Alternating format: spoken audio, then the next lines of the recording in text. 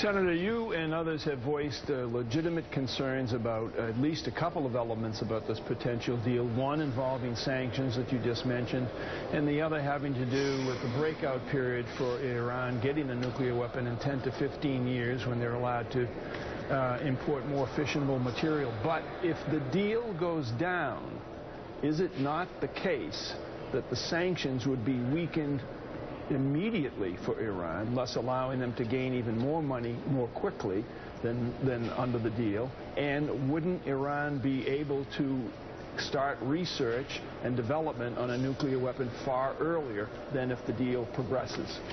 Well, I think, Mike, this deal makes them a nuclear threshold state. They continue to keep the centrifuges. They continue to do research, the advanced centrifuges and technology that they'll have access to going forward.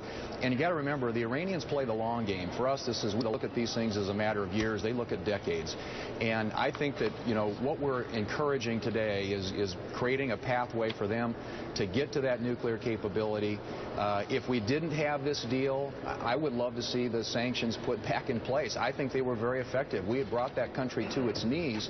And if you read this agreement, much of the agreement, particularly in the second annex, is a list of all the individuals, all the businesses, all the entities that are going to get sanctions relief, and the billions of dollars that's going to mean flowing into their economy, which can be turned around and used to fund Hezbollah and Hamas and the Houthis in Yemen and all these bad things that the Iranians are involved with today. So it's very concerning. I think we could have been in a much better place, and I think we still could, but obviously the choices are going to be somewhat limited based on what the administration agreed to. Senator